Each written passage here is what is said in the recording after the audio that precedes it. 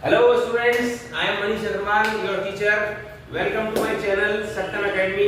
और देखिए मैं आपके लिए आज एक बहुत बढ़िया एक नई सीरीज शुरू कर रहा हूँ जिसको आपको बहुत बेनिफिट होगा उस सीरीज का। और इसका मेन जो एम है जो बनाने का वो है हमारा यूपी बोर्ड के हिंदी माध्यम के बच्चे। तो ये बहुत समस्या रहती है, बच्चों को डाउट ही डाउट भरे हुए हैं, डाउट खत्म नहीं हो रहे हैं।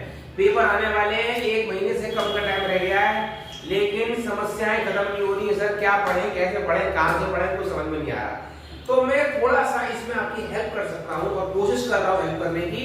और देखिए मैंने क्या एक सीरीज शुरू करी है जिसमें मैं आपको बायोलॉजी के, साइंस के, यूपी बोर्ड के हिंदी माध्यम के बच्चों के लिए और बहुत ही डिटेल में बहुत आराम से उनको मैं समझाऊंगा कि भाई देखो तुमने पूरे साल जो तैयारी करी नहीं करी, आप कुछ क्वेश्चन इंपॉर्टेंट कैसे मैं बताऊंगा आपको, ये क्वेश्चन आप कर लो तो आपके उसमें से क्वेश्चन फंस सकते हैं। ज्यादा लेंथी नहीं करना है, 4 और 6 नंबर के क्वेश्चंस को, 4 और 6 नंबर के क्वेश्चंस को आप कर लो। बाकी 1 नंबर के भी अगर आप कहोगे तो बता दूंगा। करीब मैं ये सोच रहा हूँ करीब 100-200 क्वेश्चन, 100 क्वेश्चन होते हैं। 100 क्वेश्चन इन चैप्टर्स में से अगर आप कर लेते हो तो लगभग आपके 7-8 सालों के ये पेपर और आपके क्वेश्चन जो है उसमें फंसते हैं और उसमें आपका ये एमसीक्यूज क्लियर होते हैं। लेकिन अभी जो मैं सोच रहा हूँ वो मैंने ये शुरू किया है, वो मैंने आपके लिए शुरू किया है। ये यूपी बोर्ड हिंदी माध्यम का आपके 2 खंड आते हैं, खंड आ और बा, आपको पता है। और खंड आ में के अंदर आपके 3 प्रभाग होते हैं, है ना। पहले प्रभाग में फिजिक्स का, दूसरे प्रभाग में केमिस्ट्री का, रसायन शास्त्र का, भौतिकी का पहले में, दूसरे में रसायन का, तीसरे में जीव विज्ञान के क्वेश्चन होते हैं। इसी तरह से खंड बा के अंदर भी 3 प्रभाग होते हैं। तो खंड बा में जो हमारे 4 और 6 नंबर के क्वेश्चन आते हैं उसमें रसायन शास्त्र के, भौतिकी शास्त्र के और लास्ट में जीव विज्ञान के क्वेश्चन आते हैं। इस तरह से आपके ये डिवीजन है, बंटवारा है नंबरों। अब इसमें जो है मैं आपको बता दूं 4 नंबर के जो होते हैं क्वेश्चंस आते हैं और उसमें से जो 6 नंबर के क्वेश्चन है वो ऑप्शनल होता है, अथवा करके दिया होता है, या तो इसको कर लो या इसको कर लो, है ना। लेकिन अभी हम क्या फोकस करेंगे, हम ही केवल मेरा ये बताने का मकसद ये है कि हम इन क्वेश्चंस को, मैं आपको इंपॉर्टेंट क्वेश्चन मैं आपको बताने वाला हूं जो आपके एक पॉसिबिलिटी है कि वो आ जाए, क्योंकि चैप्टर में से वो मुख्य प्रमुख वेटेज, प्रमुख यानी कि प्रमुखता से वो पढ़ने चाहिए, प्रमुखता से पढ़ने चाहिए उन क्वेश्चंस को। और आप सारा नहीं कर पाए पूरे साल, सर ये नहीं कर पाए, टाइम नहीं मिला सर, है ना, पढ़ नहीं पाए सर, टाइम की प्रॉब्लम थी, इन क्वेश्चन को करो तो क्या होगा, जब आप इन क्वेश्चन को करोगे तो इसकी साइड की भी कुछ चीजें लर्न हो जाएंगी आपको, और इसमें से एमसीक्यू फंसेंगे वो भी कर लोगे आप, और इसमें से लॉन्ग क्वेश्चन आएगा तो वो भी आप कर लोगे। देखो ये आपके खंड बा हो गया, 4 व 6 अंकों के प्रमुख प्रश्न। तो देखो एक बार लिखा है, एक तंत्रिका कोशिका न्यूरॉन की संरचना बनाइए तथा इसके कार्यों का वर्णन कीजिए। 4 नंबर का क्वेश्चन, इसको अपन पक्का करेंगे। और मैं आपको शॉर्ट ट्रिक बताऊंगा जल्दी, कम समय में हम कैसे इस क्वेश्चन को करें जिससे कि क्वेश्चन हमारा पक्का हो जाए और 4 में से 2-3 नंबर हमारे पक्के हो जाए। ये मैं आपको ट्रिक बताऊंगा जब इस क्वेश्चन को पढ़ाऊंगा। और देखिए दूसरा हो गया, पुष्पी पादपों में लैंगिक जनन का वर्णन कीजिए। पुष्पी पादपों में लैंगिक जनन का वर्णन कीजिए। सेक्सुअल रिप्रोडक्शन फ्लावरिंग प्लांट, ठीक है, 4 नंबर का क्वेश्चन में ये पक्का करना है। तीसरा, निम्नलिखित पर संक्षिप्त टिप्पणियां लिखिए। थायरॉक्सिन के कार्य मुकुलन, पहला थायरॉक्सिन के कार्य मुकुलन, 4 नंबर का हो गया, 2-2 नंबर के दोनों हो गए, भाग 1 और भाग 2, ठीक है भाई। और मनुष्य के हृदय की संरचना का उपयुक्त चित्र की सहायता से वर्णन कीजिए। इंपॉर्टेंट क्वेश्चन है। अब देखो आपका जो जैव प्रक्रम वाला चैप्टर है, इंग्लिश में लाइफ प्रोसेस कहते हैं, जैव प्रक्रम के अंदर ये एक आपका इंपॉर्टेंट, तो वो सबसे इंपॉर्टेंट चैप्टर जो है बायोलॉजी के अंदर आपका जैव प्रक्रम का है, इसको अच्छे से करके जाना है। पर उसमें से भी मुख्य क्वेश्चन कराऊंगा मैं आपको, सारे नहीं कराऊंगा, मुख्य क्वेश्चन कराऊंगा, जल्दी करने का तरीका बताऊंगा इन क्वेश्चंस को, जिससे हमारा कोशिश क्या होनी चाहिए। देखो बोर्ड के पेपरों में आपको जो पैटर्न फॉलो करना चाहिए, कोशिश ये रहनी चाहिए जो आता है उसको पहले करें। आप क्या करते हो, पहले जो मुश्किल होता है ना उसको देख के स्टक हो जाते हो, शांत पड़ जाते हो, और ये कैसे करें भाई, बहुत करनी बात हो गई है ना, कैसे करें। तो आपको क्या करना है, choose the best leave the rest, पहले जो आता है उसको पकड़ो, 1 नंबर का, 2 नंबर का, 4 नंबर का, 6 नंबर का, जो आता है, जिससे क्या होगा, है ना, जिससे क्या होगा, जो आप कर चुके हो, टाइम तो लिमिटेड होता है, उसी टाइम में आपको पूरा काम करना होता है, दूसरा टाइम तो मिलेगा नहीं, तो पहले जो आता है उसको कर लो। इतने नंबर तो मेरे सेफ हो गए, इतने नंबर तो पक्के हो गए। अब और की तरफ देखते हैं, फिर उससे कम मुश्किल देखो, सबसे पहले सबसे आसान क्वेश्चन कर लिए, है ना, फिर उससे कम मुश्किल क्वेश्चन करेंगे कि भाई ये क्वेश्चन, चलो अब इतना समय बचा, 1 घंटे में मैंने आते आते क्वेश्चन कर लिए, अब जो हल्का सा जिनमें डाउट है, इनमें कंफ्यूजन है, ठीक है, उन्हें पहले कर लेता हूं, तो भाई मेरा मान 10-20% और क्वेश्चन पक्के हो गए, बाकी सबको छोड़ दो, भूल जाओ। अब लास्ट में आपने देखा 2 घंटे निकल गए, अब क्या हुआ, मेरे पास 1 घंटा बचा है, मैं लगभग 50% पेपर कर चुका हूं। घबराना नहीं है, आराम से करना है क्वेश्चंस को। और अब सबसे मुश्किल पार्ट को लेके बैठो, जिसको आपने अभी तक पढ़ा ही नहीं है, या भूल रहे हो, या पढ़ा था तो दिमाग से स्लिप हो रहा है। अब शांति से सोचो, धैर्य से सोचो, आसपास के स्टूडेंटों से, सबसे कौन क्या कर रहा है उसी कॉपी में झांक लिया, उसी कॉपी में झांक लिया, मत देखो किसी कॉपी में, किसी की तरफ मत देखो कि पेन पेंसिल उससे मांग लूं, उसको देख लूं, उससे हाय कर लूं, कुछ मत करो ड्रामेबाजी। अपने कॉपी पे देखो, अपनी कॉपी पे देखो, सोचो, शांति से सोचो कि कुछ उसकी ओर छोर क्वेश्चन का जो सबसे मुश्किल है, कुछ ध्यान आ रहा है। अगर ध्यान आ रहा है तो उसको लिखना शुरू कर दो, जिससे तुम्हारा जो डूबते हुए क्वेश्चंस है, जो बिल्कुल भी तुम्हें नहीं आते हैं, तो भी आप धैर्य से करोगे बच्चों, तो आप उसमें भी सक्सेस हो जाओगे। ये एक सफलता का मंत्र है। आते हुए क्वेश्चन पहले सबसे इजी, फिर उससे मुश्किल, फिर लास्ट में सबसे मुश्किल क्वेश्चन। आप क्या करते हो, उल्टी कहानी, जिस क्वेश्चन को सबसे मुश्किल समझते हो उस पर स्टक हो जाते हो, चिपक जाते हो। आप अभी यहाँ समझ में, पहले फिर से बात करूंगा और फिर मैं बाकी काम बाद में करूंगा, ऐसा नहीं। ये पेपर कंपटीशन को, पेपर को स्मार्टली हैंडल करना है। तो ये मेरे मनुष्य के हृदय की संरचना को उपयुक्त चित्र की सहायता से वर्णन किए एक क्वेश्चन, इसको हम डिस्कस करेंगे। मैं कल ही आपको 50-60 क्वेश्चन अच्छे लेवल के ऐसे बता दूंगा, भाई इतना तो करना पड़ेगा आपको, इतनी मेहनत तो आपको करनी पड़ेगी। आप सोचोगे सब कुछ पका पकू के मुंह में डाल दिया जाए, ऐसा हो नहीं सकता है, तो आपको इतनी मेहनत तो करनी पड़ेगी। मनुष्यों में ऑक्सीजन तथा कार्बन डाइऑक्साइड का परिवहन कैसे होता है, मनुष्यों में ऑक्सीजन तथा कार्बन डाइऑक्साइड का परिवहन कैसे होता है। तो देखो, ये हमारा श्वसन वाले चैप्टर में हो गया, है ना, श्वसन वाले चैप्टर में से ये हो गया। ये हमारा परिवहन रक्त संचरण वाले चैप्टर में से हो गया हमारा। ये हमारा थायरॉक्सिन के कार्य और मुकुलन, ये हमारा हार्मोन वाले पार्ट में से हो गया, चैप्टर में से। पुष्पी पार्कों में लैंगिक जनन, ठीक है, ये हमारा रिप्रोडक्शन यानी कि जनन वाले चैप्टर में से हो गया। और ये तंत्रिका कोशिका वाला हमारा कंट्रोल कोऑर्डिनेशन वाला चैप्टर है, यानी कि जो चैप्टर हमारा है जिसको कहते हैं कंट्रोल एंड कोऑर्डिनेशन, है ना, समन्वय वाला चैप्टर, उसमें से ये क्वेश्चन आपको मैं बताऊंगा। अब एक करके इन क्वेश्चंस को करेंगे, समझेंगे, और आप इन क्वेश्चंस को, इंपॉर्टेंट क्वेश्चंस को पहले मैं डिस्कस करूंगा। हाँ भाई, तो मैं आपको ये बता रहा था कि देखिए अब इंपॉर्टेंट क्वेश्चन एक एक करके डिस्कस करेंगे हिंदी माध्यम के। देखो, मैंने आपके लिए बहुत अच्छा डायग्राम बनाया है, और यहाँ पर हम न्यूरॉन यानी कि तंत्रिका कोशिका की संरचना।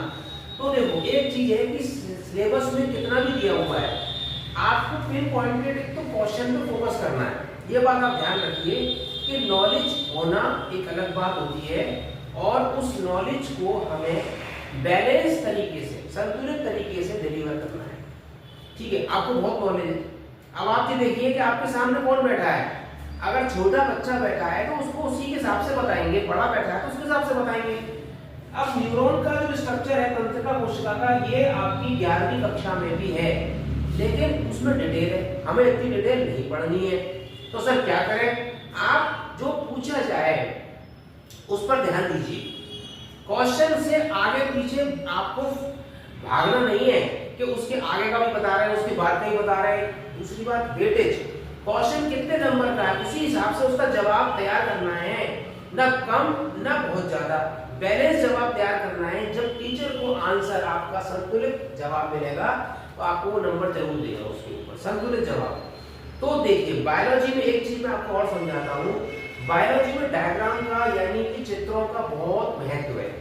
पूरे ही जीव विज्ञान में चित्रों का बहुत महत्व है। इस बात को आप समझ लीजिए कि आपसे पूछा गया है तो चित्र बनाएंगे ही बनाएंगे, ठीक है। कहीं नहीं पूछा भी है हमसे क्वेश्चन में, चित्र नहीं पूछा है, फिर भी अगर आपको लगता है कि मैं इसमें इस बात को अच्छे से समझा सकता हूँ चित्र के माध्यम से, मैं अच्छे में, तो एक शब्द है कि picture is thousands worth than a word.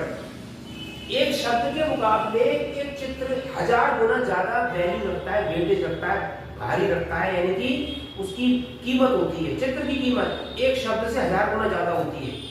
तो इसलिए बायोलॉजी में, जीव विज्ञान में हम इस बात का ध्यान रखेंगे कि हम अपनी बात को चित्र जरूर बनाकर आए। अगर उस टॉपिक में चित्र है, आपको आता है, आप बना सकते हो, तो आप उसमें अपने टाइम का ध्यान रखते हैं। नहीं कि जैसा चित्र बना रहा था, ये कोई आर्ट की क्लास नहीं है, कि ड्राइंग की क्लास नहीं है जिसमें बहुत अच्छी कारीगरी जाती है, लेकिन चित्र क्या करता है, आपके आंसर को सपोर्ट करता है, आपके जवाब को शक्ति प्रदान करता है और आपके नंबर को बढ़ाता है। अगर आप चित्र बनाए आए और थ्योरी नहीं आती है, आपको ज्यादा नहीं आती, कम आती है, थोड़ी आती है, चित्र बनाए, तो आपको उसमें लगभग 50% नंबर मिल जाएंगे। 4 नंबर में से 2 नंबर मिल जाएंगे अगर आप चित्र सही बनाकर आए। दूसरी बात क्या होती है बायोलॉजी में, जीव विज्ञान में, कि चित्र के अंदर नाम जरूर होना चाहिए, है ना। जैसे मैं अभी एक क्लास को पढ़ा रहा हूँ और वहां बहुत सारे बच्चे बैठे हैं, मैंने कोई क्वेश्चन पूछा और किसी एक ने जवाब देने की कोशिश करी कि सर मुझे जवाब आता, तो मैं सबसे पहले क्या पूछूंगा उससे, हाँ भाई तुम्हारा नाम क्या है, पहले अपना नाम बताओ। चलो बात की बात, हमने उसको क्या करा, नाम। अब आगे की बात बाद में, पहले नाम बताओ। इसी तरीके से कोई भी चित्र जब आप बनाते हो तो आपको उसका नामकरण जरूर करना चाहिए, तभी उसकी वेटेज होती है। आप पूरा चित्र बनाए होगे लेकिन उसमें नाम नहीं होगा तो उसको टीचर चेक नहीं करेगा, नंबर नहीं देगा, ये बात आप समझ लीजिए। अब यहाँ पर देखो, जो मैंने आपको प्रमुख क्वेश्चन बताए थे, उस प्रमुख क्वेश्चंस में सबसे पहला जो क्वेश्चन है वो है तंत्रिका कोशिका न्यूरॉन की संरचना। तंत्रिका कोशिका को न्यूरॉन भी कहते हैं और ये हमारे तंत्रिका तंत्र, नर्वस सिस्टम की कोशिका है। जैसे हमारा पूरा शरीर कोशिकाओं का बना होता है, ऐसे ही ये हमारा तंत्रिका तंत्र भी कोशिकाओं का बना होता है और इसको इंग्लिश में न्यूरॉन कहते हैं। इसकी संरचना बनानी है तथा इसके कार्यों का वर्णन करना है। 4 नंबर का सवाल है, तो फोकस करना है 4 नंबर पर और फोकस करना है हमें कि हमें जो है इसी क्वेश्चन के आसपास ही रहना है, दूर नहीं भागना। तो पहला चित्र का वर्णन कर लेते हैं। तो कोशिका का मैंने चित्र बनाया है, ये पूरी कोशिका का चित्र है, तंत्रिका कोशिका का चित्र है, जो आपकी किताब में दिया हुआ आप देख सकते हो।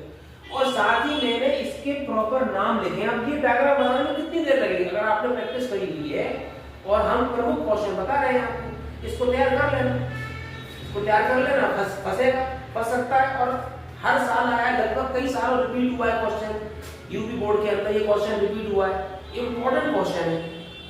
इसको तैयार कर लोगे तो इसके आसपास के अगर बहुविकल्पी प्रश्नों में इससे संबंधित कोई क्वेश्चन आता है तो भी आपको याद हो जाएगा, है ना। 1 नंबर का सवाल पूछे तो याद आ जाएगा, 6 नंबर का पूछे, कुछ बढ़ा दें तो पूछ लेंगे, जवाब दे सकते हैं, घटा दें तो जवाब दे सकते हैं इसका। तो मुख्य हमें चित्र बना के आना है। अगर आप इतना भी चित्र बनाए आए और साथ में नामकरण कर आए तो 2 नंबर मिल जाएंगे भाई, सीधी सी बात है। अब क्या देखो, इसको समझ लेते हैं शॉर्ट में, बहुत आसान है। इसके 2 हिस्से होते हैं, ये ऊपर वाला हिस्सा होता है, ये नीचे वाला हिस्सा होता है। जितने हिस्से में ये ऑरेंज कलर बना हुआ है, नारंगी रंग का हिस्सा, ये ऊपर का हिस्सा है और ये नीचे का हिस्सा, 2 हिस्से होते हैं इसके तंत्रिका कोशिका के। ऊपर वाले हिस्से को कहते हैं तंत्रिका काय, सेल बॉडी, ये सेल बॉडी है। और ये नीचे वाला जो हिस्सा होता है इसे कहते हैं एक्सॉन, तंत्रिकाक्ष। ठीक है भाई, समझ में आ गया। ये तंत्रिकाक्ष हो गया, ये कोशिका काय हो गया, है ना। इसको सेल बॉडी कहते हैं, इसको तंत्रिकाक्ष कहते हैं। इस तरह का स्ट्रक्चर होता है इसका। अब देखो, ये ऊपर इसमें ये ध्रुविका होती है, ध्रुविका। अभी काम बाद में होता होगा, पहले स्ट्रक्चर समझ लेते हैं। इन्हें कहते हैं ध्रुविका। और ठीक है, ये ध्रुविका हो गई और ये हमारी हो गई कोशिका काय। ठीक है, ये कोशिका काय हो गई और ये हो गया हमारा एक्सॉन वाला पार्ट, यानी कि तंत्रिकाक्ष। ये तंत्रिकाक्ष हो गया। अच्छा, ये इसका आखिरी हिस्सा होता है, ये तंत्रिकाक्ष का आखिरी हिस्सा होता है, इसको कहते हैं तंत्रिका का अंतिम सिरा, तंत्रिका का अंतिम सिरा। और यहाँ पर ये गोले गोले से बने होते हैं, गोले गोले से बने होते हैं। आपके डायग्राम में जो लिखा हुआ है उसी को याद करना, उसी को समझना है। और ज्यादा डिटेल में क्या होगा, फिर आप 11वीं की क्लास के चैप्टर में पहुंच जाएंगे। इसको सिनेप्टिक लोब कहते हैं, इससे दूसरे का सिनेप्स बनता है। मैं समझा दूंगा आपको, कार्यों का वर्णन करेंगे। अभी केवल इतना समझना है कि ये जो है ध्रुविका होती है, इंग्लिश में इसको डेंड्रॉन कहते हैं। ये कोशिका डाई होती है, इसको साइटोन या सेल बॉडी कहते हैं। ये एक्सॉन होता है, इसको हिंदी में तंत्रिकाक्ष कहते हैं, ठीक है। और ये इसके ऊपर ये जो कवरिंग ब्लू कलर से, नीले रंग से कवरिंग दिख रही है, इसको माइलिन शेथ कहते हैं, माइलिन कवरिंग कहते हैं, माइलिन इसके ऊपर आवरण, माइलिन आवरण कह सकते हो आप इसको। मैं इसको बता देता हूं, इसको कहते हैं माइलिन आवरण, इसको कहते हैं माइलिन आवरण, माइलिन आवरण, इसको माइलिन आवरण कहते हैं। अब देखो, ये इसमें केंद्रक होता है, जैसे हर सेल में केंद्रक होता है, कोशिका होती को सेल न्यूक्लियस होता है, ऐसी इस कोशिका का भी न्यूक्लियस है। अब ये जो ग्रेन्यूल्स है, ये अभी कोर्स में नहीं है आपके, इनको बता देता हूं। ये निसेल्स ग्रेन्यूल्स होते हैं, निसेल ग्रेन्यूल होते हैं, और ये प्रोटीन सिंथेसिस में हेल्प करते हैं, क्योंकि राइबोसोम का स्ट्रक्चर बनाते हैं।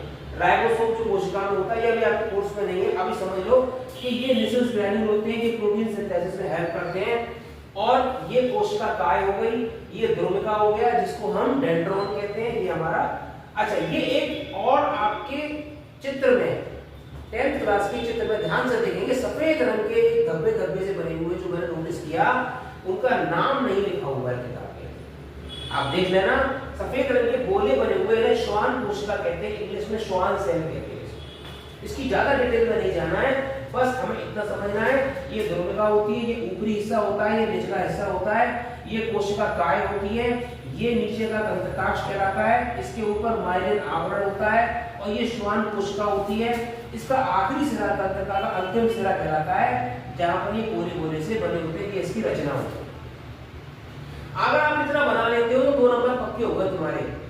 अब इसके बाद 4-5 पॉइंट लिख दो, है ना। अब जैसे जैसे मैंने आपको इसको समझाया है, उसी के पॉइंट बना लो, ठीक है। पहले तो आप उसकी रचना का विवरण लिख दे दो कि भाई सबसे ऊपर इसमें ध्रुविका होती है, ये सेल बॉडी होती है, कोशिका काय होती है।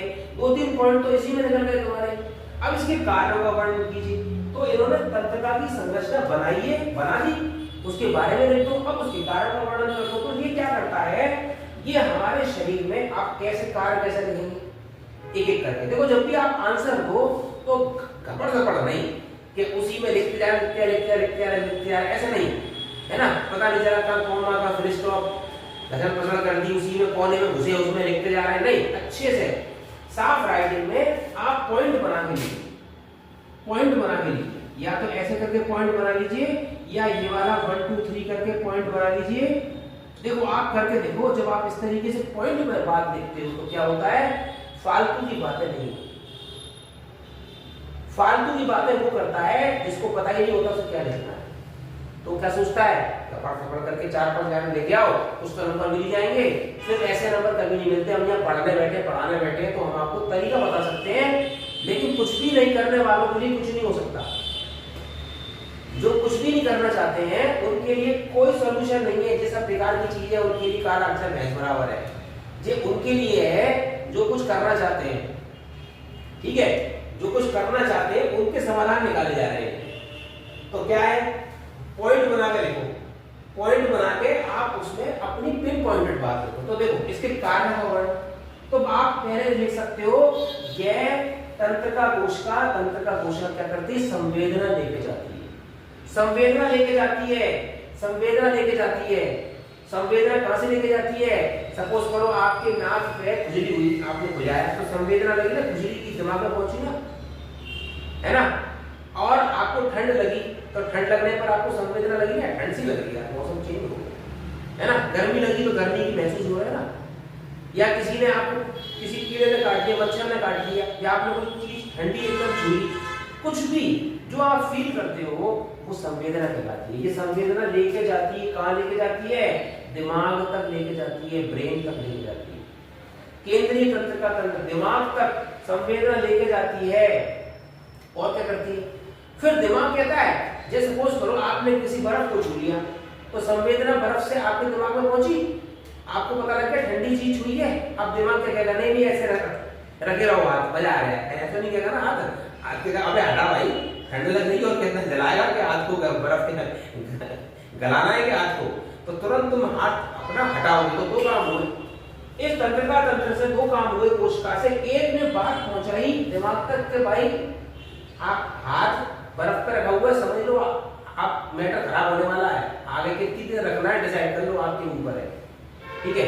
अब दिमाग डिसाइड करेगा कि भाई जो है हाथ हटाना है, तो दिमाग ने इसी कोशिका से दूसरी कोशिका को आज्ञा दी, है ना। इस तरह कोशिकाओं का भी डिवीजन लेवल डिवाइड होती है, एक कहलाता है सेंसरी न्यूरॉन, एक कहलाता है मोटर न्यूरॉन। सेंसरी न्यूरॉन आपके शरीर संवेदना लेके जाता है, मोटर न्यूरॉन क्या करता है, उसको एग्जीक्यूट कराता है। दिमाग ने कहा भाई हाथ हटा लो, बर्फ में से हाथ हटा लो, तो मोटर न्यूरॉन हमारी हाथ की मसल्स को, अभी देखो दो डायग्राम और दिए हुए आपकी एनसीईआरटी में, उनको भी डिस्कस करूंगा, जहां ये सेंसरी और मोटर न्यूरॉन मसल से आपकी कोशिका जो है वो मांसपेशियों से कनेक्टेड दिखाई दे रही है, पर अभी हम थ्योरी नहीं पढ़ा रहे, हम क्वेश्चन डिस्कस कर रहे हैं। तो हम संतुलित बात करेंगे, बाकी बात करनी नहीं, हमें केवल क्या पढ़ना है, न्यूरॉन की संरचना और तंत्रिका के कोशिका के कार्यों का वर्णन कीजिए। मैंने ये रचना बना दी और कार्य बता रहा हूं कि कोशिका संवेदना लेके जाती है, उसको सेंसरी कोशिका कहते हैं, यानी कि संवेदी कोशिका कहते हैं, आप लिख सकते हो संवेदी कोशिका, संवेदी कोशिका। आप तंत्रिका कोशिका एक बार लिखने की आप नीड नहीं है, संवेदी तंत्रिका कोशिका लिख सकते हो आप उसको, और ये लेकर जाती है ब्रेन तक, ब्रेन तक लेके जाती है, ये हमारा ब्रेन मस्तिष्क, ये आप अपने शब्दों में लिख सकते हो, मैं अपने शब्दों में बता रहा हूं, आप उसको छोटा बड़ा करके लिख आओ। संवेदी कोशिका मस्तिष्क तक संवेदना लेके जाती है, और मस्तिष्क क्या करता है, दूसरी मोटार कोशिका, मोटार कोशिका के द्वारा काम करवाता है, शरीर से काम करवाता है। ये इसके कार्यों का वर्णन कर रहा हूं। संवेदी कोशिका लेकर जाती है और क्या करती है, मोटार कोशिका शरीर के द्वारा काम करवाती है। और इसके जो अंग है आप देख सकते हो, इसका जो द्रव्यता वाला हिस्सा संवेदना लेने का कार्य करता है, और इसका जो तंत्रिकाक्ष वाला हिस्सा सर, ये संवेदना आगे पहुंचाने का कार्य करता है। यहां से ये संवेदना होती हुई और यहां से संवेदना होती हुई कोशिका काय में एंटर करती है, और कोशिका काय से एंटर करती हुई संवेदना ये जो है इस पूरे तंत्रिकाक्ष के अंदर से होती हुई लास्ट में इन वाले जो गोले बन रहे हैं, जिनको मैंने सिनेप्टिक नोड बोला, इनसे आगे चली जाती है, इनसे आगे ट्रांसफर हो जाती है। और आप देख सकते हो कि दो तंत्रिका कोशिका आपस में जुड़ी होती हैं, दो तंत्रिका कोशिका आपस में जुड़ी होती हैं संवेदना पहुंचाने के लिए, दो तंत्रिका कोशिका आपस में जुड़ी होती हैं। तो आप इसमें रचना आपने क्या लिखी, संवेदी कोशिका मस्तिष्क तक संवेदना पहुंचाती है, मोटार कोशिका उसके कार्यों को करवाती है, उससे कार्य करवाती है, और ये संवेदना दो न्यूरॉन्स के, दो कोशिका के बीच में कनेक्टेड होती है, जो कि संवेदना को ले जाने का कार्य करती है। इसका मुख्य कार्य है, ये इसका मुख्य कार्य है। और ये हमारी तंत्रिकाएं होती हैं हमारे ब्रेन में और हमारे स्पाइनल कॉर्ड में, यानी कि हमारे पीछे जो हड्डी से जो कॉर्ड जा रही है स्पाइनल कॉर्ड, उसमें होती हैं, और ये हमारी ये मिलकर रचना बनाती है, उसको नर्व कहते हैं। तो अभी इतना ही हमें समझना है। इस तरह से इसके 3, 4, 5 पॉइंट आप जो मैंने बोले हैं इनको बना के रख सकते हैं, इसके कार्यों का वर्णन हो। इसमें कोई डाउट हो तो आप जो है, इसमें कोई अगर आपको डाउट हो तो आप देखो कमेंट सेक्शन में पूछ सकते। तो बच्चों देखो समझो, मैं आपको दूसरा क्वेश्चन बता रहा हूँ। इससे पहले मैंने आपको तंत्रिका तंत्र वाला एक न्यूरॉन का स्ट्रक्चर का बताया था। अब ये दूसरा क्वेश्चन पुष्टि पौधों पर लेक्चर का 6 नंबर क्वेश्चन है, इंपॉर्टेंट क्वेश्चन है। आप देखो मैंने सबसे पहले डायग्राम बनाया, आपको सबसे पहले डायग्राम बनाना, अगर क्वेश्चन आता है तो पहले डायग्राम बना के आना। ये क्या है, ये पुष्प का वर्णन है, ये है मैंने पुष्प के भाग, पुष्प के भाग, ये पुष्प के भाग बताए मैंने आपको। और ये क्या बताया मैंने आपको, ये नर और मादा युग्मक का दोनों का निषेचन बताया है ना। तो ये हमारा जो है ये फीमेल पार्ट है, यानी कि इसको हम कहते हैं स्त्री केसर।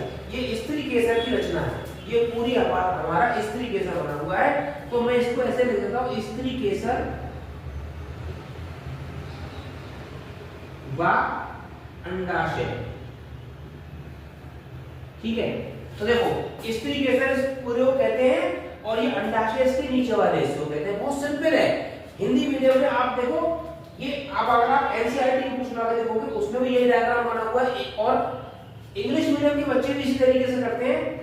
आपको सबसे पहले डायग्राम पे फोकस करना है। आपने जो दो डायग्राम बना लिए, अब देखो ये पहला इसका ये डंठल होता है नीचे का, इसको बायडल कहते हैं। ये दल होते हैं और ये हिस्सा जो बीच का होता है इसको स्त्री केसर कहते हैं, और ये साइड पर पुंकेसर होते हैं। ठीक है, इंग्लिश में इसको ये सेपल होते हैं, ये पेटल होते हैं, ये होता है हमारा स्टेमन और ये हमारा होता है पिस्टल, ये इसको इंग्लिश में कहते हैं। अब इसी वाले हिस्से को देखो, ये बीच वाला हिस्सा जो है ये मैंने इसको बड़ा करके बनाया। तो क्या होता है, इस वाले हिस्से में पुंकेसर के अंदर क्या बनते हैं, परागकण। पुंकेसर परागकण बनते हैं, स्त्री केसर के ऊपर जाते हैं हवा के माध्यम से, कीड़े मकोड़ों के माध्यम से, पानी के माध्यम से, तीन तरीके से चले जाते हैं। या जाकर चिपक जाते हैं, चिपकने के बाद में इसमें से ट्यूब बनती है, इसको परागनली कहते हैं। इस परागनली के अंदर ये दो नर युग्मक होते हैं, ये दोनों कहां होते हैं, परागकण के अंदर होते हैं। ये दोनों नर युग्मक एक परागनली बनाते हुए, अब देखो ये अंडाशय वाला हिस्सा है और ये जो दिखाई दे रहा है इसको अंडाणु कह देते हैं। इस अंडाणु के अंदर यहाँ पर ये इस तरह से नीचे वाले सिरे पर ये परागनली जाकर इसमें घुस जाती है। परागनली उसमें घुसती है तो यहाँ पर मादा युग्मक होता है। तो ये नर युग्मक जो होता है ये जाकर मादा युग्मक से यहाँ पर ये फ्यूज कर जाता है, और यहाँ पर एक दूसरा नर युग्मक जो होता है ये बीच वाले हिस्से से फ्यूज कर जाता है। तो देखो एक नर युग्मक इससे फ्यूज कर गया, एक नर युग्मक इससे फ्यूज कर गया, समझ गए। एक नर युग्मक इससे फ्यूज कर गया, इससे जुड़ गया, चिपक गया, और इसको एक नर युग्मक इससे जाकर चिपक गया। इसको दोहरा निषेचन कहते हैं। क्या कहते हैं, दोहरा निषेचन, इसको कहते हैं दोहरा निषेचन। एक नर युग्मक इससे फ्यूज कर गया, एक नर युग्मक इससे फ्यूज कर गया। तो ये हमारा स्त्री केसर, इस पूरे को स्त्री केसर कहते हैं। ऊपर का हिस्सा कहलाता है हमारा वर्तिकाग्र, और इसको इंग्लिश में कहते हैं स्टिग्मा। ये नली होती है, इसको वर्तिका कहते हैं। नीचे का हिस्सा अंडाशय होता है। वर्तिकाग्र, वर्तिका, अंडाशय, वर्तिकाग्र, वर्तिका, अंडाशय। ये दल हो गए, ये बाह्य दल हो गए, ये डंठल हो गया, ये साइड वाले पुंकेसर हो गए, और इसके पुंकेसर के सबसे ऊपर जो होता है हिस्सा गोल वाला, इसको स्टेमन कहते हैं। ये इसको कहते हैं एंथर। ठीक है, एंथर कहते हैं। और ये जो होगा इसी एंथर के अंदर है ना, इसी एंथर के अंदर मतलब परागकोश। पुंकेसर के अंदर गोल वाला हिस्सा क्या कहलाता है, परागकोश।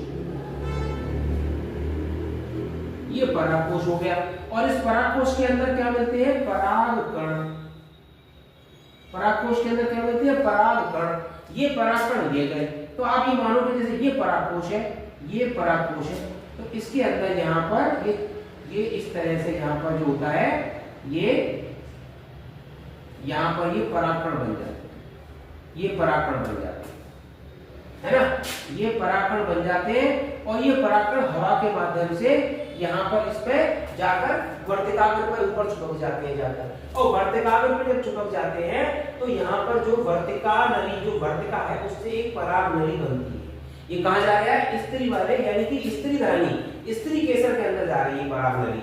क्या लेके जा रही है, नर युग्मक। और जब ये नर युग्मक यहाँ पहुंच जाते हैं, ये अंडाणु होता है, इसका ओव्यूल कहते हैं इसको इंग्लिश में, है ना। ये अंडाणु होता है, हर एक के अंदर होता है। और यहाँ पर ये इसका ये रचना होती है राष्ट्रवादी। इस रचना के अंदर इसको हम कहते हैं एम्ब्रियो सेल, यानी कि भ्रूण कोश, है ना। भ्रूण कोश, ये भ्रूण कोश है। ये क्या है, पराग कोश है। ठीक है, ये भ्रूण कोश है, तो इसको हम कह सकते हैं भ्रूण कोश। ये भ्रूण कोश है, ये भ्रूण कोश हो गया। और ये भ्रूण कोश के अंदर ये नली जाती है, जिसके पहले ऊपर वाले कोशिका के पास में मादा युग्मक होता है, तो मादा युग्मक से जुड़ जाती है, और दूसरा जो नर युग्मक होता है ये बीच वाले से जाकर चिपक जाता है। इस प्रक्रिया को दोहरा निषेचन कहते हैं। तो पुष्पी पौधों में ये लैंगिक जनन हो गया, तो पहले डायग्राम बना लो, फिर ये जो सारे मैंने पॉइंट बताए हैं इन पॉइंट को दो दो तीन तीन लाइनों में करके क्वेश्चन खत्म अपना। लेकिन हाँ देखो एक दो पेज तो आपको करना पड़ेगा, आगे पेज पे डायग्राम आ गया, लगभग एक पेज पे आपको 8-10 पॉइंट इस पे बनते हैं। आप इस पे आराम से 10 पॉइंट बना सकते हो। इसकी रचना के बारे में लिखो, इसकी रचना के बारे में लिखो, इसके बारे में लिखो, है ना, ये डायग्राम बनाओ। आप अच्छा क्वेश्चन करो, भले ही आपको थोड़ा लिखो लेकिन अच्छा लिखो, राइटिंग साफ रखो और उस पर कंटेंट डालो। उसमें आप टीचर देख के मजा आएगा कि भाई बहुत बढ़िया क्वेश्चन किया है और लड़के ने डायग्राम बहुत सुंदर बनाए बच्चे ने, और बात को उन्होंने पूरा लिखा है। भले ही 5 पॉइंट लिखो, मैं ये कह रहा हूँ, पर बात सटीक बात लिखनी चाहिए। इसकी रचना के बारे में लिखो, अंदर के इसके स्ट्रक्चर के बारे में, जो तुम्हारी एनसीईआरटी ज्यादा नहीं लिखना है ना। हमें 12th क्लास की टॉपिक तो नहीं अपने यहाँ पर बताना है, वहां पर भी ये क्वेश्चन है sexual reproduction flowering plant, Pushpi पौधों में लैंगिक जनन, ये आपकी 12वीं क्लास में भी यही क्वेश्चन यही चैप्टर है। वहां तक नहीं पहुंचना, हमें अपने पॉइंट पर रहना है। जितनी किताब में लिखा हुआ है वही पॉइंट बताने हैं, उन्हीं के नाम लिखने हैं, उन्हीं के बारे में बताना है, और आंसर मेरा पूरा होना चाहिए। तो ये दूसरा क्वेश्चन मैंने डिस्कस कर दिया, आपको शॉर्ट में बताई तरीका मैंने आपको। ये मैं नया टॉपिक आपको जो तीसरा क्वेश्चन बता रहा था वो मैंने 2 क्वेश्चन बता दिया आपको। सबसे पहले तंत्रिका तंत्र की न्यूरॉन की कोशिका के बारे में बता दिया, एक इंपॉर्टेंट क्वेश्चन है आपका ये तंत्रिका तंत्र वाले क्वेश्चन है चैप्टर में से। और दूसरा मैंने आपको पुष्पी पादपों में लैंगिक जनन को मैंने समझाया। तीसरा क्वेश्चन देखो इंपॉर्टेंट क्वेश्चन है, 4 नंबर क्वेश्चन है, निम्नलिखित पर टिप्पणी करिए। अब ये आप देखो थायरॉक्सिन हार्मोन और मुकुलन ये 2 अलग-अलग सब्जेक्ट हैं।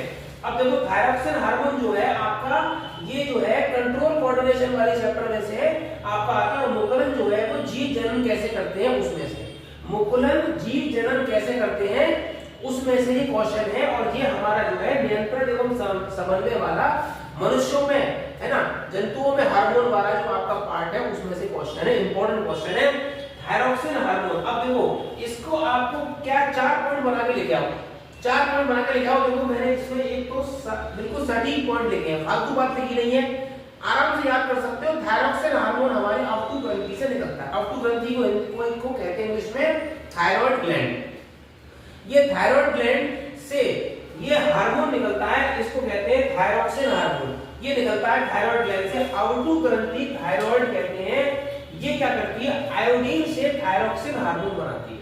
अब देखो आयोडीन क्या होता है, आयोडीन जो होता है नमक से भी हम आजकल जैसे आयोडीन नमक ले रहे हैं, लेकिन ऐसा नहीं कि नमक से ले सकते हैं। आप साग सब्जियां खाते हैं, जो भी हम वेजिटेबल्स खाते हैं, देखिए सभी के अंदर हमें जो प्राकृतिक चीजें हम खाते हैं उससे हमें सब कुछ प्राप्त हो जाता है। तो जब आयोडीन बॉडी में जाता है, चाहे वो किसी भी सोर्स से जाता है, तो क्या होता है आजकल लोग ना प्राकृतिक चीजें दिखा रहे हैं, नेचुरल चीज दिखा रहे हैं, चक्कर में तो दिक्कत हो रही है। थायराइड आउटडू करती थायराइड कहते हैं, आयोडीन से थायरॉक्सिन हार्मोन बनाती है। आयोडीन लेती है खाने में से और इस हार्मोन का निर्माण करती है थायराइड ग्लैंड के अंदर। ये आउटडू ग्रंथि थायराइड हार्मोन आयोडीन से थायरॉक्सिन हार्मोन बनाती है। आयोडीन नमक से भी ले सकते हैं, नमक से भी ले सकते हैं। थायरॉक्सिन हार्मोन कार्बोहाइड्रेट, प्रोटीन तथा वसा के उपापचय को नियंत्रण करता है। उपापचय का मतलब होता है मेटाबॉलिज्म। तो हमारे अंदर देखिए सब कुछ तो कंट्रोल ही कर रहा है वो, तभी तो शरीर बेढंगा हो जाता है लोगों में, जिसको थायराइड हो जाती है, भूल जाता है शरीर, है ना। तो थायराइड की कमी से यहाँ पर एक रोग हो जाता है, गॉइटर कहते हैं इसको, घेंगा रोग, गला फूल जाता है। ऐसे लोगों को देखा होगा गला फूल गया था, घेंगा रोग हो गया था, है ना, आवाज भी ऐसी निकलती है। अब सारे को मेटाबॉलिज्म ये कंट्रोल कर रहा है, वसा को ये कंट्रोल कर रहा है, फैट कार्बोहाइड्रेट को, प्रोटीन को, सारे उपापचय यानी कि मेटाबॉलिज्म का मतलब क्या हुआ, गड़बड़ आ गया मामला। बॉडी इनको डाइजेस्ट करने के बाद में इनको यूटिलाइज नहीं कर पा रही है। ये तीनों चीजों को जो खाने से ले रहे हैं इनको इस्तेमाल नहीं कर पा रहा है शरीर, गड़बड़ा गया। तो ये बॉडी में यहाँ वहाँ पड़े रहते हैं और बीमारियां बनाते हैं, शरीर को फुलाते हैं और बॉडी का यूटिलाइजेशन नहीं होगा, तो जमा होगा बॉडी में, वो डिपॉजिट हो जाएगा, फैट तो आदमी मोटा हो जाता है। थायराइड हो गई है, मोटे हो रहे हैं, डॉक्टर ने थायराइड बता दिया, हम तो बहुत कम खाते हैं, फिर भी हम भूलते चले आ रहे हैं। तो इसलिए भूलते जा रहे हैं क्योंकि वो चीज यूज ही नहीं आ रही, जमा हो रही है बॉडी। और हार्मोन की कमी से गॉइटर, फूली हुई गर्दन हो जाती है। बस 4 पॉइंट लिख रहे हैं, थायरॉक्सिन हार्मोन वाला काम खत्म हो गया। तो ये आप इस पे लिख आओ 4 पॉइंट, किससे बनता है, कहां से निकलता है, क्या काम करता है और इसकी कमी से क्या हो जाता है। देखो आपकी एनसीईआरटी पर 4-5 लाइनें ऐसे लिखी हुई। अब दूसरा हमारा मुकुलन, ये जीव जनन कैसे करते हैं, इसमें से टॉपिक आ गया मुकुलन। एक बहुत इंपॉर्टेंट टॉपिक है। देखो ये हाइड्रा आपकी किताब में बना हुआ है, ये हाइड्रा आपकी किताब में बना हुआ है, और इस हाइड्रा के अंदर देखो यहाँ पर ये ऊपर जो होते हैं स्पर्शक होते हैं, इससे ये क्या करता है, आसपास की चीजों की जानकारी लेता है। इसमें जन्म करना है, इसको जन्म कैसा करना है, अलैंगिक जन्म करना है। अलैंगिक जन्म क्या होता है, जब दो लोग नहीं मिलते हैं, एक ही व्यक्ति से जन्म हो जाता है तो उसको अलैंगिक जन्म कहते हैं। ये इसमें छोटी सी एक मुकुल बनती है, बड़ बनती है, तो कहते हैं मुकुल, बडिंग, बडिंग कहते हैं इसको, बडिंग, है ना, यानी कली निकलने, छोटी सी कली निकलने लगती है ये, और ये छोटी सी कली क्या होती है, धीरे धीरे मुकुल बड़ा बन जाता है। तो ये क्या होता है, इसमें 4 पॉइंट लिखे। हाइड्रा पुनर्जनन मुकुलन द्वारा करता है, पुनर्जनन, है ना, यानी कि प्रजनन जो होता है वो कैसे करता है, मुकुल द्वारा।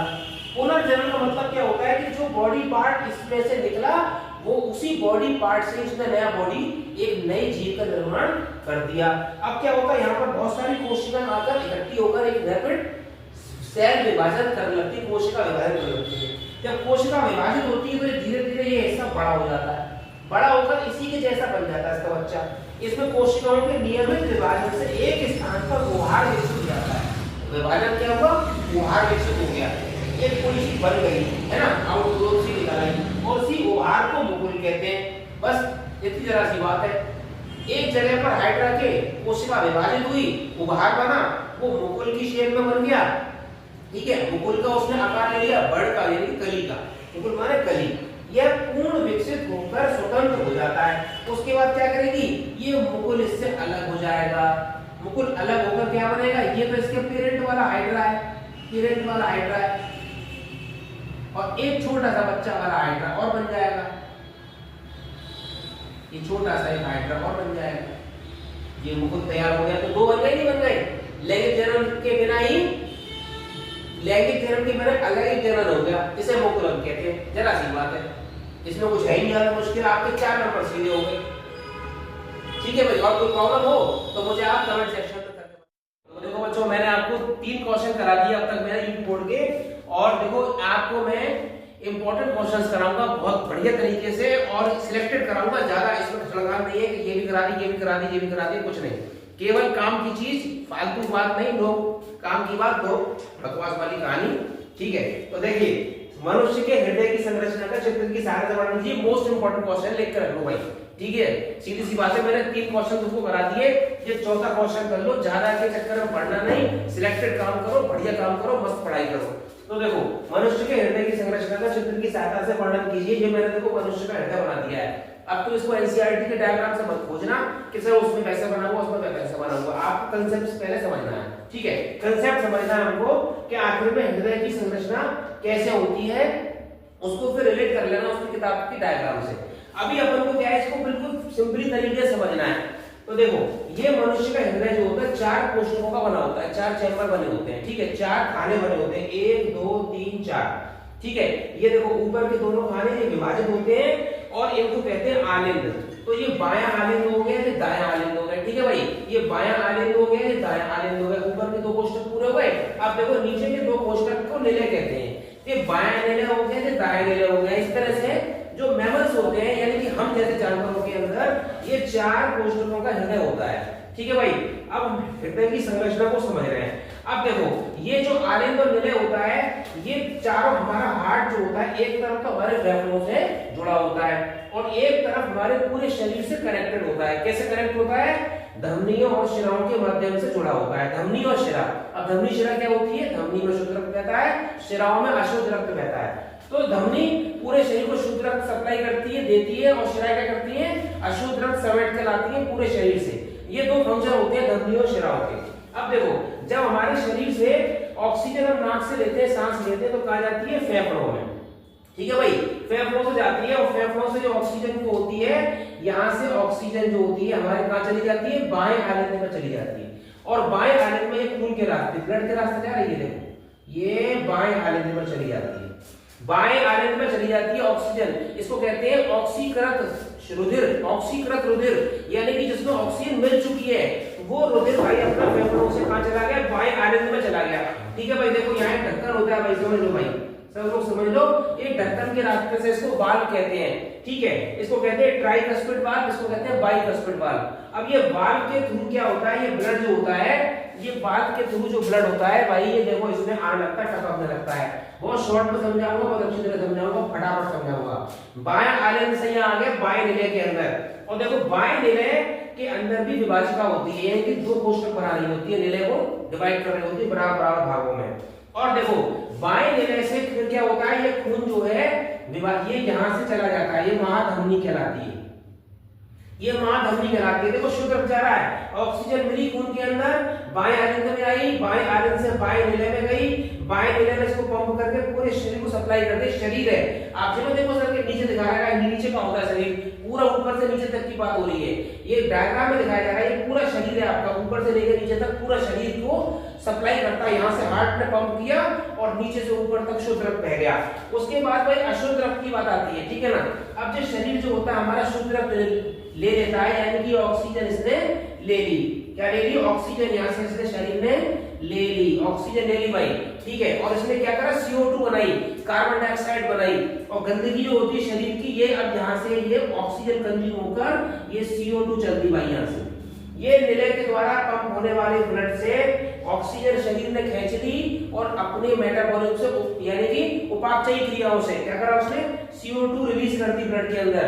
CO2 से कैसा हो गया, अनाक्सीकृत रुधिर हो गया, कैसा हो गया, अनाक्सीकृत रुधिर हो गया, अनाक्सीकृत रुधिर ये चल दिया यहाँ से, और ये नीला हो, आपने देखा होगा आपकी नसों में नीला खून बहता है, ठीक है, वैसे तो खून लाल होता है, और देख लो अपनी नसों का रंग, आपको यहाँ पे नीला रंग का खून दिखाई देगा। तो ऐसा नहीं कि सर आप नीले पेन से बना रहे हैं उसका मतलब नहीं हो, ऐसा होता ही है, नेचुरल सी बात है, मैंने नीला पेन यूज नहीं किया कि रंग आपको नीला दिखा सकूं।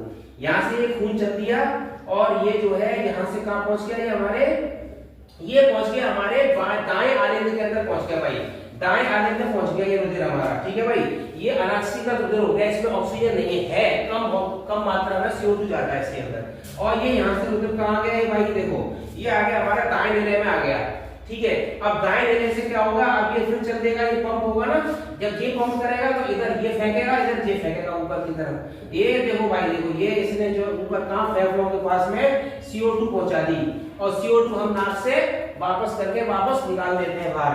तो ऑक्सीजन लेते, और देखो ऑक्सीजन ली, ये यो फैली ऑक्सीजन, और ये CO2 यो गई और यो करके फेफड़ों से बाहर निकल गई।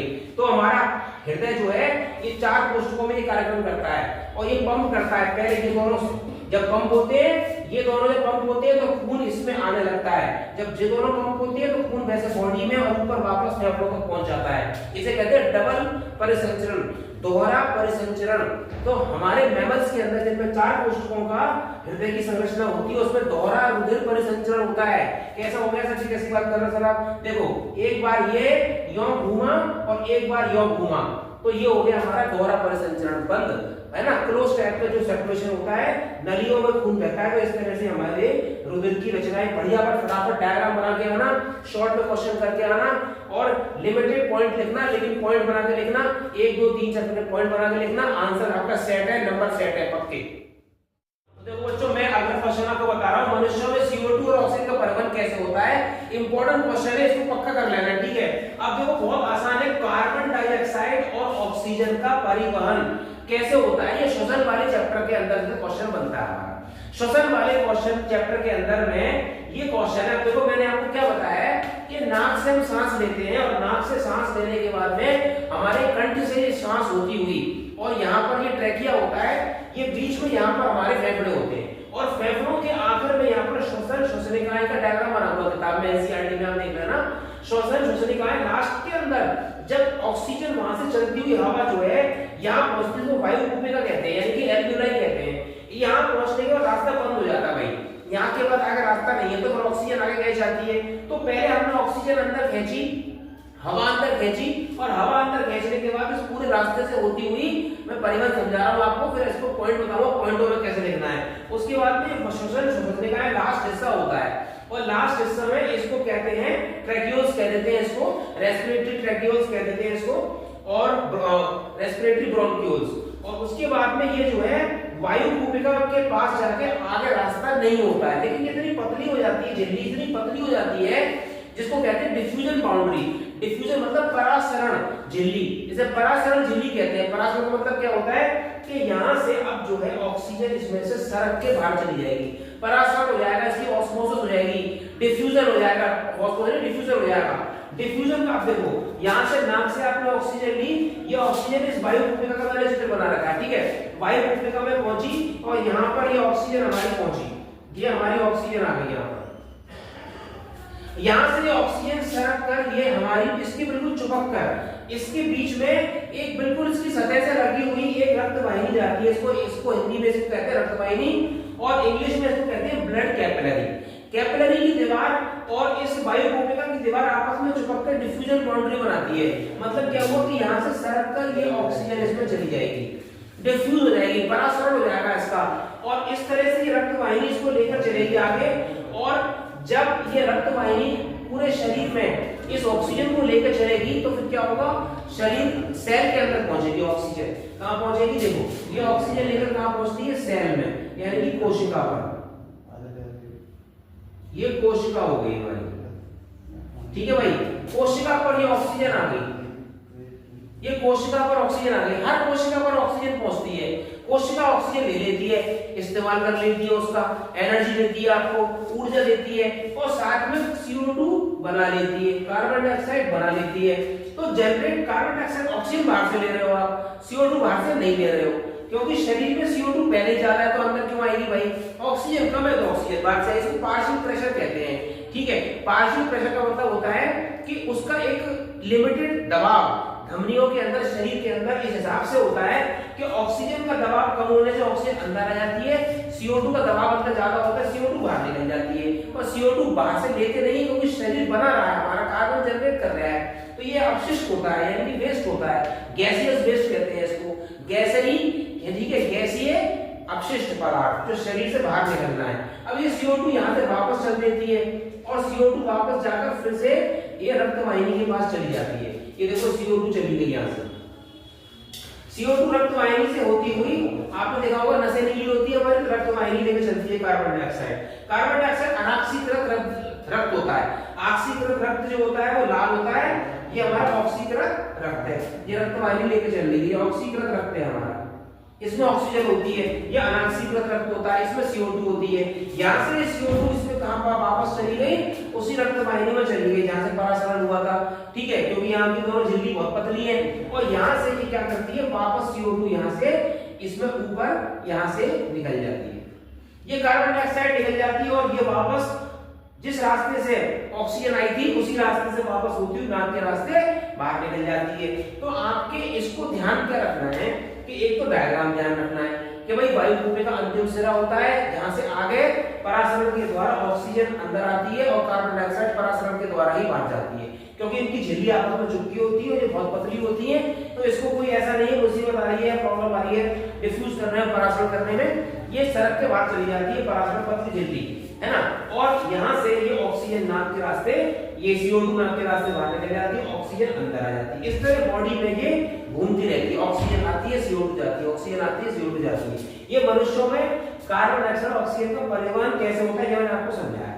इससे संबंधित कोई और आपको डाउट हो तो आप मुझे कमेंट सेक्शन में लिख के पूछ सकते हैं। इस प्रकार ये हमारे पूरे 5 क्वेश्चन मैंने आपको इंपॉर्टेंट क्वेश्चन कराए, इन्हें पक्के कर लो। फिर मैं अगली सीरीज में और आपको इंपॉर्टेंट क्वेश्चन कराऊंगा जो 2025 के पेपर में आपके आ सकते हैं।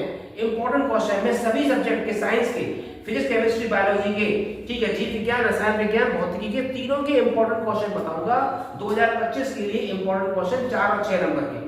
बायोलॉजी के मैंने 5 क्वेश्चन डिस्कस करे, इनको पक्के कर दो आप पे। Okay student, thank you.